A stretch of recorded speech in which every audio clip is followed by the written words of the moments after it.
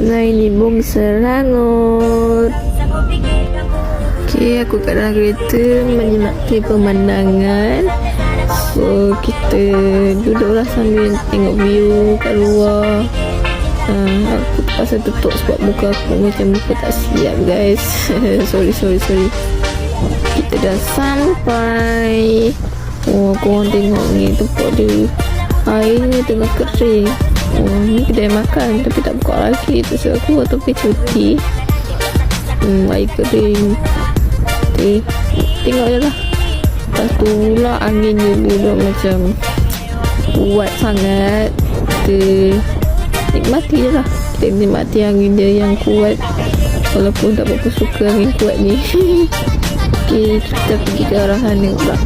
Tempat yang aku naik ni, tempat ni agak tinggi sikit. Kalau korang yang pakai heels tu, better korang nak turun tu guna tangga je lah. Ni agak tinggi sikit. Okay, tu adik aku sibuk. Okay, kita naik JT je. Korang tengok tu kat JT tu ada orang. Kita nak tengok ada apa dekat sini pula. Ini view kat sini. And korang tengok ya. Wah, ada boat, ada jetty, ada chalet. Wah, cantik guys kat sini.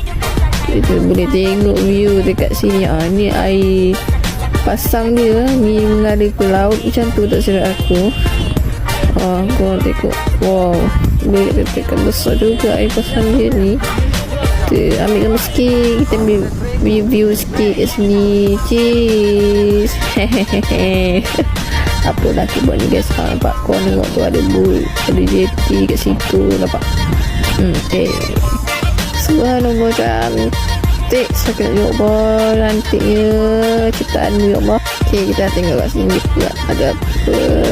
Okay, korang nampak ni kan, aku dekat dengan jetty dia. Ada boat dia. Korang nampak tu kat belah sana tu boat tu ada rumah sekali guys kat sini. Kita boleh tengok view kat sini. Korang nampak. Kita ambil sikit guys kat sini. Aku ambil pemandangan sombong lah guys. Kita dah hidup sini dia kata orang. Okay, kita tengok. Wah, kita page dulu baru kita cari makan. Okay.